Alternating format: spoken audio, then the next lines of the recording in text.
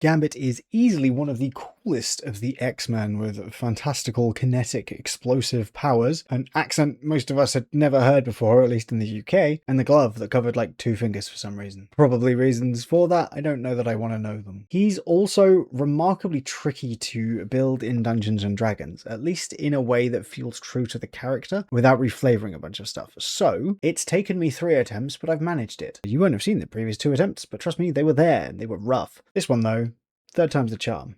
Hello, it's me, Jason, from the Dungeon Himbo. This is my channel where I talk about cool character builds for your favourite characters. I do reviews of the stuff that comes under D&D Beyond, and I give general advice that probably nobody wants to hear. If any of that sounds good to you, leave a subscribe. I'm trying to build my subscribers. That's more or less how YouTube works. You get it. Gambit, depicted as being Cajun and from New Orleans, was once a part of the Thieves Guild before he became a core part of the X-Men group. He was generally fighting off against prejudice from the other X-Men in the group, and especially between him and his eventual wife Rogue, but he's cleared his name several times through his time with the X-Men and is now something of a mainstay, especially having appeared now in the incredible Deadpool and Wolverine film, which is good if you haven't seen it. How do we make him and his cool explosive powers work in D&D, given that he can throw cards and make them go kaboom, and also hit people with quarterstaffs? Well, first of all, we need a background, and for Gambit, what could possibly be better than the criminal background? This gives you stealth, sleight of hand, and thieves tools. The reason that it doesn't look like that on my screen at the moment is because we also get thieves tools later on from some class choices.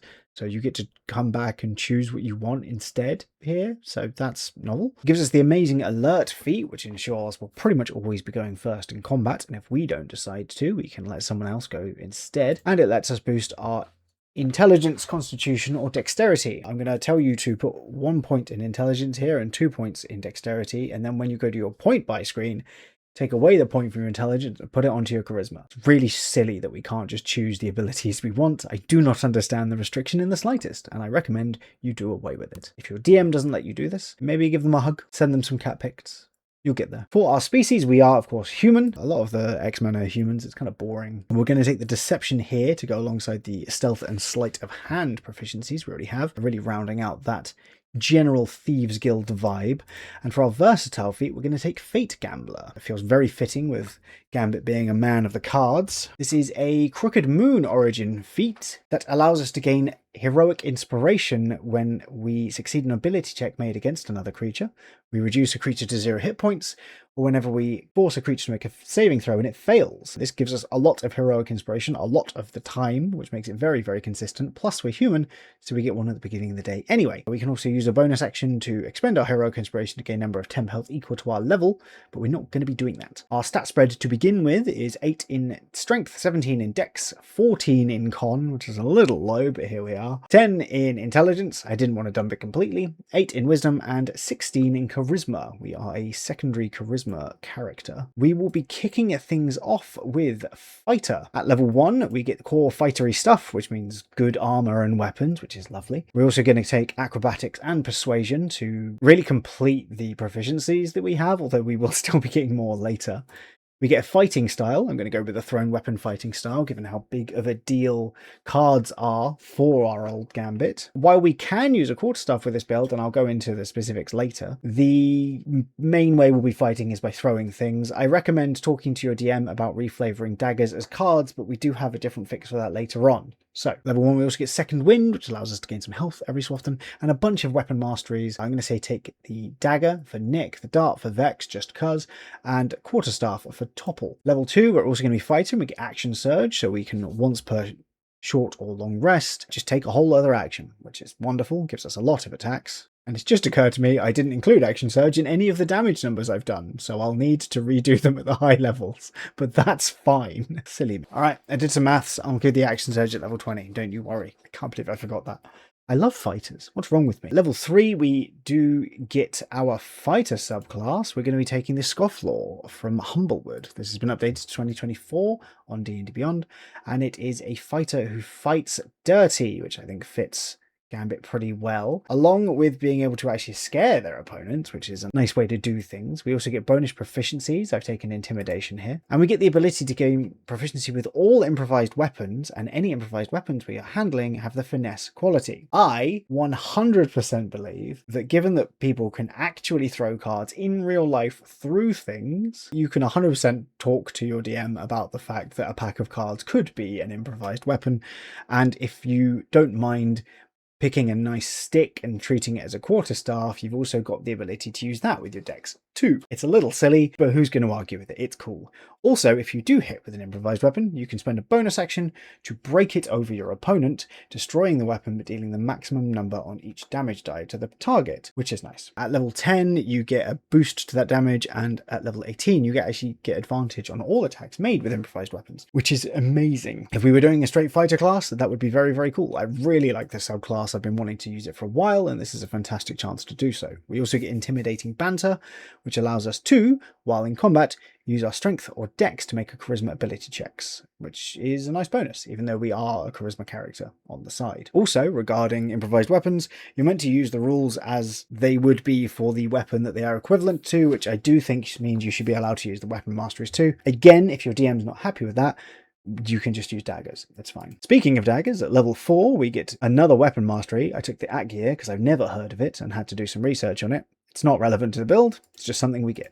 We also get our first ability score improvement and our feat, and we are taking the Thrown Weapon Master feat from Grim Hollow, which allows us, whenever we make an attack action to make a ranged attack roll using a simple weapon that has the thrown property, such as a dagger, you can make 2 additional attacks as a bonus action. Along with that, all of your thrown weapons return to your hand after they've been thrown, and you can pick them all up as a bonus action if you need to. It's good stuff. It just gives us more attacks. And speaking of more attacks, level 5, we get extra attack. And we just get Tactical Shift, which lets us move when we use our second wind. This is also our first damage check-in, and this is the only one where we're pure fighter. We are doing, at this point, 5 attacks, thanks to Nick on the daggers, as you're doing 2 standard attacks, your Nick attack, and then 2 bonus attacks. If you are action surging, you're doing 7 attacks, which is a lot. Sure, it's just with a dagger, but if you can get some riders on that from someone else or a magic weapon or something, you're going to be having a great time. Plus, we get the extra damage from the thrown weapon fighting style as well, which is very tasty. Our damage check in here against an AC of 15 is going to be 26.4, which is pretty solid. We do have advantage on the first attack because we have Heroic Inspiration, although that's the only one I'm assuming we have guaranteed Inspiration for to begin with. Advantage for both. Speaking of inspiration, it's my channel members and Patreon members who are my inspiration, and also anyone who is kind enough to just watch these videos and subscribe and like and comment and stuff. It means a huge amount. You're welcome to join them if you would like to. It's not hugely expensive, and you get a little area in the Discord, but you can also just join the Discord for free. We talk about all sorts of stuff. Mostly me whinging about rogues and rangers, but not mostly, sometimes. Depends on the build I'm doing. Anyway, we're going to say goodbye for the fighter for a little bit, and we're going to go to Rogue. Rogue 1, we get another skill, so I'm taking Perception. We also get Expertise in 2 skills. I recommend Acrobatics and Sleight of Hand, as they feel like they fit quite nicely. And we get Sneak Attack. Every other level, we get an extra D6 to add to our finesse weapons. This means we can sneak attack with our quarterstaff, as long as it is an improvised quarterstaff and not a real quarterstaff. Don't ask me why that's the case.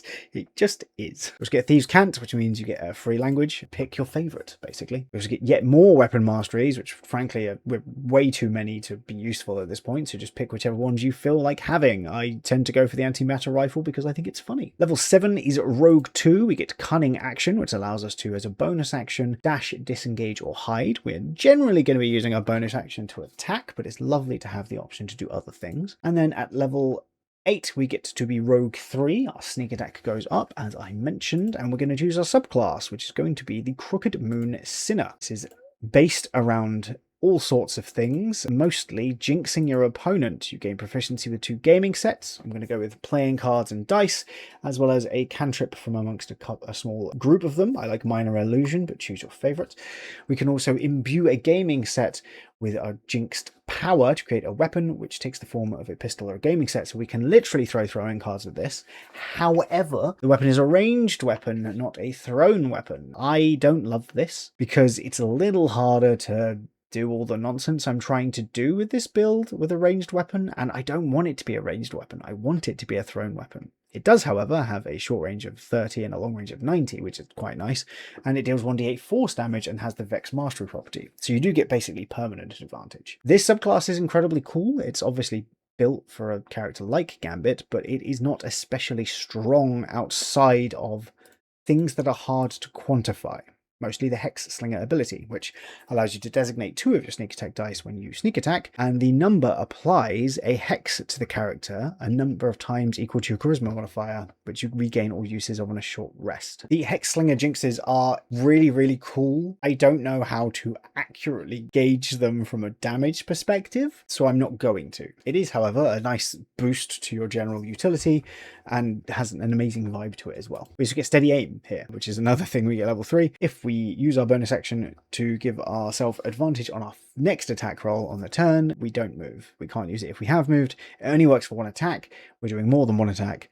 It's kind of a dead feature for us, unfortunately. We're going to go to level 9 now and Rogue 4, and we're going to take the Bomber feat from, I think it's Asterian's Hungry Hippos? That's not what it's called. Whatever it's called. It lets us boost our dex to 19, and it lets us, whenever we attack with a thrown weapon, we can attack at long range without having disadvantage, which is handy because we can now throw daggers at people from 60 feet away. Then at level 10, we're going back to Fighter for a bit, mostly because we get another feat at level 6 for Fighters. The extra feats here mean that we can actually cap out our stat, which is hard to do with just feats if you're not doing this very specific multi-class. I'm going to take Focus Critical. It lets us crit on a 19 or a 20, which is obviously great, and it also lets us cap out our dex, so we're at 20 dex now. The advantage isn't super consistent yet, but it will be as we get further through this. We can assume we're going to be reducing creatures to 0 relatively often, and then use our heroic inspiration obviously to give ourselves advantage on our next attack, but I don't want to include it in the numbers yet, so I haven't. The damage at this point is 37.43,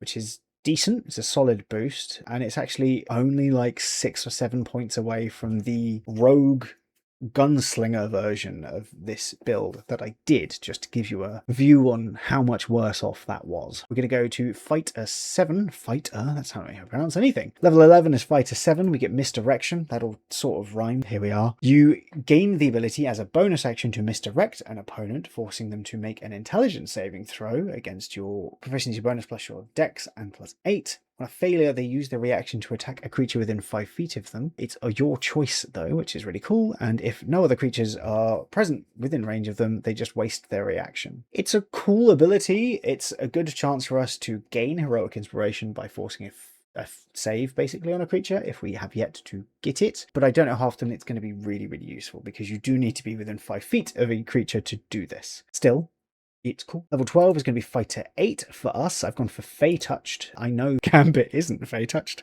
but I wanted Hunter's Mark. I have no other justification for this. We also get a free Misty Step. And our Charisma is 17. Hunter's Mark is good, full damage when you're doing a lot of attacks, and we are doing a lot of attacks. So, yeah. Level 13 is Fighter 9 for us. We get Indomitable, which allows us to just re-roll our saving throw with gain a bonus equal to our fighter level, which is great for getting out of really, really problematic saves, stuff like Dominate Person or Hold Person. We also get Tactical Master, so that when we attack with a weapon whose mastery we can use, we can replace it with Push, Sap, or Slow. So we can be yeeting cards out, using Nick once, because we only need to use it once, and then just push them all around the place, make them have disadvantage on their attacks, and slow them down, making us quite a solid controller. Level 14 is going to be another weapon mastery and our penultimate level of fighter. We also get Blindside, which is basically sneak attack. It's actually better than sneak attack, but it's only once. It allows us to, if we hit a creature that hasn't taken a turn in combat yet, or we've misdirected that turn,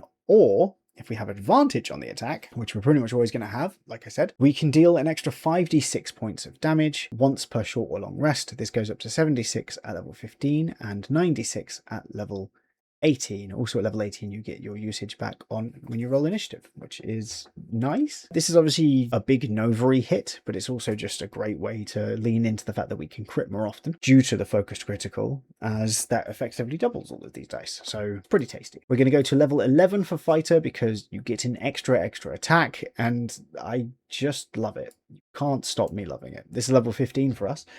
And because of Blindside, Sneak Attack, Hunter's Mark, and 6 attacks at this point, 9 if you are doing Action Surge, you will be doing 75.09 damage, which is a big old chunk of damage for sure. We are done with Fighter now though, so level 16 we're going to be a Rogue 5, which means our Sneak Attack goes up to 3d6.